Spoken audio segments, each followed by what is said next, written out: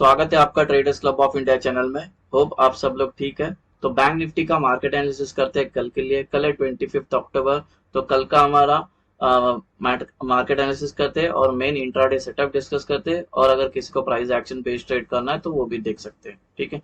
तो bank Nifty की आज की बात करें तो आज 292 पॉइंट की हमें आज पॉजिटिव में क्लोजिंग मिली है। ठीक है। तो actually Bank Nifty complete sideways ही है। ठीक है। आज भी ऑप्शन सेलर का ही दिन था।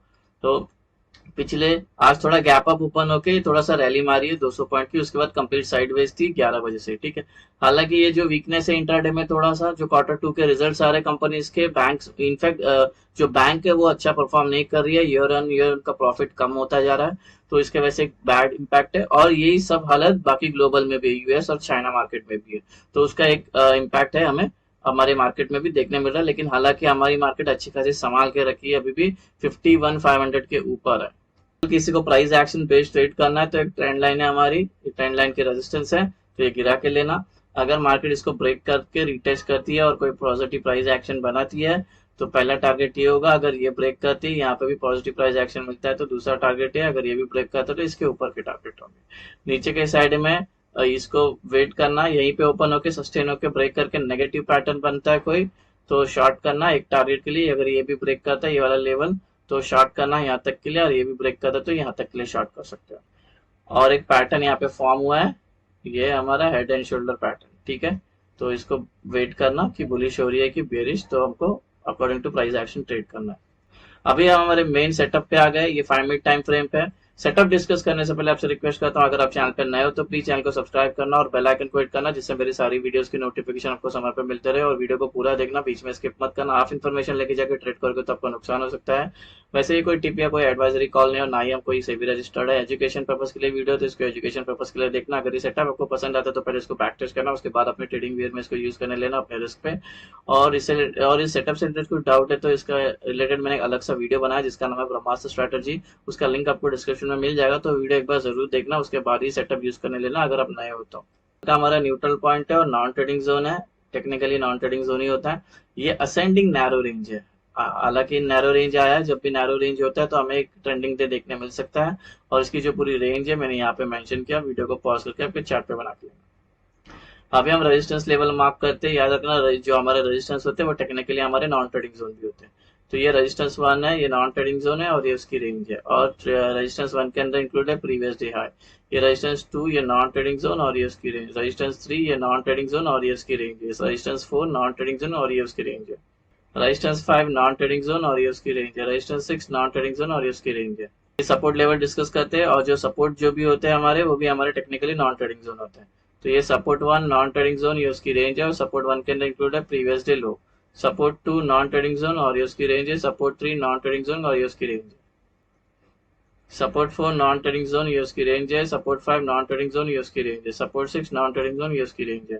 गाइस ये कल की हमारी एंट्री और एग्जिट होगी। जब नॉन ट्रेडिंग जोन बन जाएगा तो अपर साइड में ग्रीन एरोज मार्क करना, और रेंज के लोअर साइड में रेड एरोज मार्क करना, जिससे आपको एंट्री और एग्जिट आसानी समझ में आए। ग्रीन का मतलब बेसिकली बाय करना है, और रेड का मतलब है हमें सेल करना है। गाइस अभी सेटअप के 2 इंपॉर्टेंट रूल बताने जा रहा हूँ, ये ध्यान से सुनना, और इसको निफ्टी में भी अप्लाई करना है। ठीक है। बैंक निफ्टी और निफ्टी दोनों में भी, तो थोड़ा ध्यान से सुनना। तो पहला जो रूल है, प्राइस को नॉन ट्रेडिंग जोन में होनी चाहिए। ठीक है। नॉन ट्रेडिंग जोन आपको सारी जगह पे दिखेगी। ठीक है। इसके अंदर से हमारा कोई भी ट्रेड कहीं पे भी कितना बजे भी रहने दो, कुछ भी ट्रेड हमारा इसी के अंदर से इनिशिएट होगा। रूल नंबर जो सेकंड है, प्राइस नॉन ट्रेडिंग जोन में आई है तो उसको 15 मिनट अंदर सस्टेन करनी चाहिए। ठीक है। एग्जाम्पल के लिए सपोज इसके अंदर आई है तो यहाँ पे सस्टेन करनी चाहिए 15 मिनट, उसके बाद जिस साइड का ब्रेकआउट करती है उस साइड का ट्रेड बनेगा। ध्यान में रखना, इस रूल के बिना, दोनों रूल के बिना हम ट्रेड में एंटर नहीं हो सकते। चार्ट ओपन का डिस्कशन करते हैं। मार्केट यहाँ पे क्लोज हुई कल, अगर यहीं पे ओपन होती तो हम पहला वेट करेंगे, पहला प्राइस को पहला नॉन ट्रेडिंग जोन में आनी चाहिए। उसके अंदर यहाँ पे आने के बाद ये सस्टेन करती है, और यहाँ पे रूल नंबर 1 और रूल नंबर 2 दोनों मेट होता है। फिर ये जिस साइड का ब्रेकआउट करेगी उस साइड का ट्रेड बनता है। गैप अप डिस्कस करते हैं। प्राइस यहाँ पे अगर कल यहीं पे ओपन होती है, इसके अंदर R1 के अंदर, ये नॉन ट्रेडिंग जोन है तो टेक्निकली रूल नंबर 1 ऐसे ही मेट हो जाएगा। इसी के अंदर सस्टेन करती है, और सस्टेन करते टाइम रूल नंबर 2 भी मेट हो जाता है। फिर जिस साइड का ब्रेकआउट करके उस साइड का ट्रेड बनता है। अगर ये यहाँ पे गैप अप होती है और यहाँ पे ये सस्टेन नहीं कर पाती है, तुरंत गिरना स्टार्ट करती है या और ऊपर जाती है, तो ऐसे में हम ट्रेड नहीं करेंगे जब तक प्राइस नॉन ट्रेडिंग जोन में नहीं आती। तो ये गैप अप होती है सपोज, और ये गिरने लगती है, और यहाँ पे आके उसको एक सपोर्ट मिलता है, और यहाँ पे आने के बाद ये सस्टेन करती है और यहाँ पे रूल नंबर 1 और 2 मेट होता है, फिर ये जिस साइड का ब्रेकआउट करेगी उस साइड का मार्केट बनता है। अगर एक gap up non trading zones के बीच में ओपन हो रही है तब हम वेट करेंगे, पहला प्राइस को नॉन ट्रेडिंग जोन में आनी चाहिए, फिर उसके अंदर आने के बाद इसको रूल नंबर 1 और 2 जब मेट हो जाती है फिर ये जिस साइड का ब्रेकआउट करेगी उस साइड का मार्केट बनता है। गैप डाउन डिस्कस करते हैं। प्राइस यहाँ पर है, अगर कल गैप डाउन यहाँ पे ओपन होती है तो टेक्निकली ये नॉन ट्रेडिंग जोन में ओपन हो जाएगी जो रूल नंबर 1 है। अगर इसी के अंदर थोड़ी देर और सस्टेन करती है जिससे रूल नंबर 2 भी मैट होता है, फिर ये जिस साइड का ब्रेकआउट करती है उस साइड का ट्रेड बनता है। अगर ये गैप डाउन होती है और तुरंत ऊपर जाने लगती है या और नीचे गिरती है तो ऐसे में हम ट्रेड नहीं करेंगे जब तक प्राइस नॉन ट्रेडिंग जोन में नहीं आती है।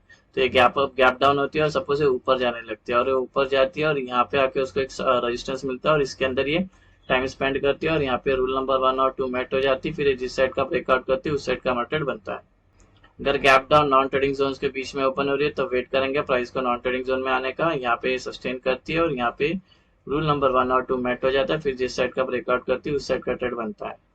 अभी टारगेट एक्सप्लेन करता हूँ कैसे लेना है और वही सेम निफ्टी में भी अप्लाई करना है। समझ, यहाँ पे दोनों भी रूल मैट हो गए, ब्रेकआउट आया और हम इस ट्रेड में एंटर हो गए तो ये 3 लेवल होंगे टारगेट। अगर ये वाले लेवल यहाँ पे ऊपर का ट्रेड लिया है तो ये 2 लेवल होंगे टारगेट। अगर ये वाला ऊपर का ट्रेड लिया तो इसके ऊपर के लेवल होंगे टारगेट।